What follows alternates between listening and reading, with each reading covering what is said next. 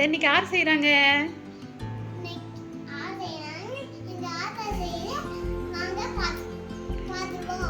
சரி.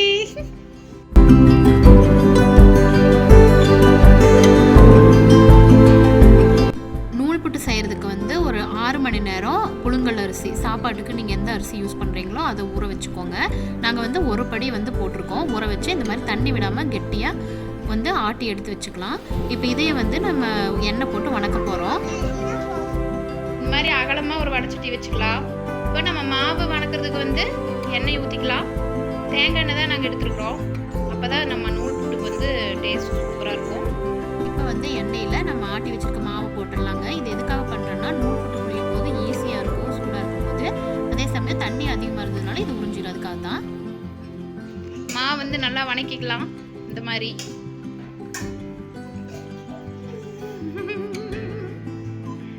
உனக்கு நூல் புட்டு பிடிக்குமா? எவ்வளோ பிடிக்கும் பாருங்க. நம்ம ஊற்றின எண்ணெய் எல்லாமே மாவோட நல்லா வந்து கலந்துச்சு. மாவு வந்து நல்லா வந்து உறிஞ்சிச்சு எண்ணெய் எல்லாமே. ஸோ இந்த மாதிரி நம்ம பிடிச்சி பார்த்தோன்னா கையில் ஒட்டாமல் வரணும். அதுதான் கரெக்டான பதம். இப்போ வந்து நூல் புட்டு மரத்தில் மாவு வச்சிடலாம். நீங்கள் வந்து நூல் புட்டுக்கு இருக்கிறதுலேயே சின்ன ஓட்டை இருக்கிற தட்டமாக எடுத்துக்கோங்க. அதாவது அந்த அச்சு இருக்கு இல்லைங்களா, அதை எடுத்துக்கோங்க. அப்போ தான் வந்து நல்லா மெல்லிஸாக சூப்பராக இருக்கும். நூல் புட்டு குண்டு குண்டாக நல்லா இருக்குங்க. இட்லி தட்டு ரெண்டையுமே வந்து எண்ணெய் தடவி வச்சுக்கோங்க. நம்மளுக்கு வந்து ஈஸியாக எடுக்கிறதுக்கு இருக்கும். இப்போ வந்து ரெடி பண்ணி வச்சுருக்க மாவு வந்து புழிஞ்சு எடுத்துக்கலாம். இந்த மாதிரி பெருசு பெருசாக வந்து புழிஞ்சிங்கன்னா நம்மளுக்கு வந்து நூல் புட்டு நல்லா குண்டு குண்டாக சூப்பராக இருக்கும். இப்போ 2 தட்டத்துலேயுமே புழிஞ்சு வச்சுக்கலாங்க.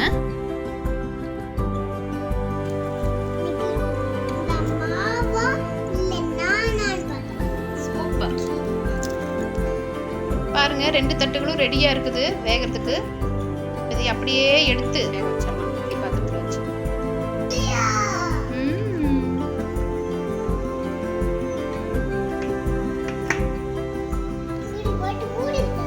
சரி.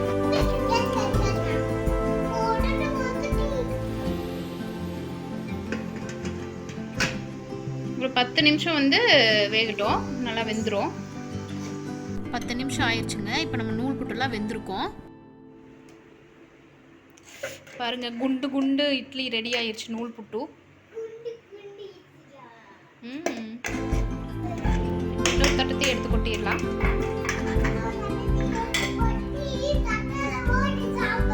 ஓகே.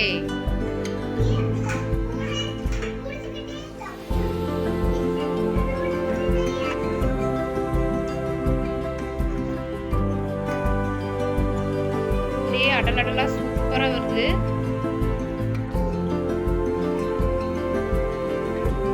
இப்போ வந்து நம்ம நூல் புட்டு சூப்பராக தயாராகிடுச்சு. இதுக்கு சைட் டிஷ் பார்த்தீங்கன்னா தேங்காய் பால் தாங்க. டேஸ்ட் வந்து ரொம்ப சூப்பராக இருக்கும் ரெண்டுக்கும். நாங்கள் வந்து தேங்காய் பாலுக்கு 2 மூடி தேங்காய் எடுத்து நல்லா துருகிட்டு அதில் 1/2 கப் அளவுக்கு தண்ணி ஊற்றி ஃபஸ்ட்டு புழிஞ்சு எடுத்துட்டோங்க.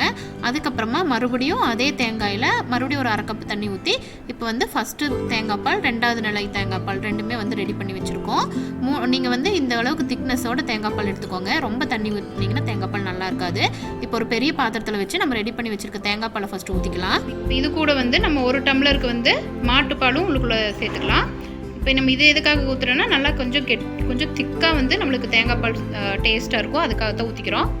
இப்போது இதில் 1 டம்ளர் வந்து மாட்டுப்பால் ஊற்றிக்கலாம். இது வந்து காய்ச்சின பால், காய்ச்சி ஆற வச்ச பால், அதையும் ஊற்றிக்கலாம். இப்போ இதில் வந்து அந்த டம்ளர்லேயே வந்து ஒரு 1.5 டம்ளர் அளவுக்கு தண்ணியும் சேர்த்துக்கலாம். ரொம்ப தண்ணி சேர்த்துறாதீங்க.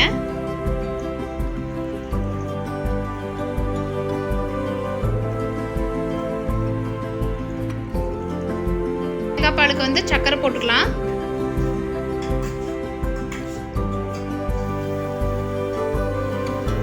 ஒரு டம்ளர் சர்க்கரை போட்டுக்கலாம். உங்களுக்கு இனிப்புக்கு தேவையான அளவு போட்டுக்கோங்க. ஏற்கனவே வந்து இனிப்பாக தான் இருக்கும் தேங்காய் பாலும். அதனால் பார்த்துட்டு அளவாக போட்டுக்கோங்க. வேணுன்னா பத்தலைன்னா அப்புறம் போட்டுக்கலாம். இப்போ வந்து நம்ம வாசத்துக்காக இது கூட நம்ம தட்டி வச்சுருந்த ஏலக்காயும் போட்டுக்கலாம்.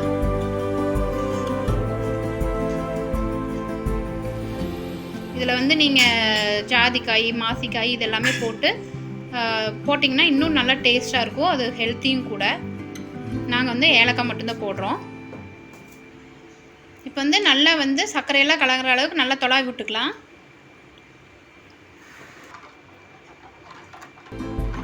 நல்லா கலந்து விட்டுக்குங்க.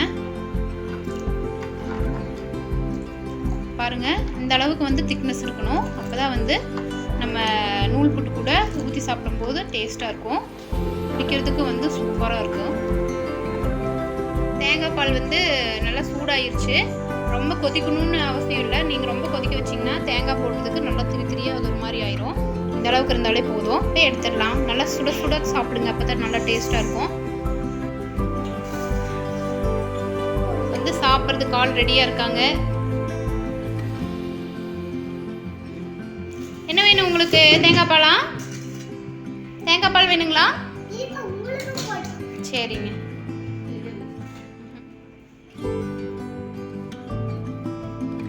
சாம்பார் ஊற்றலாம்.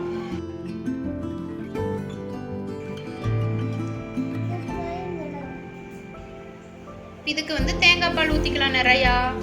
அடடா, பார்த்தாலே எச்சில் ஊறுகிறது. ஏசிவோ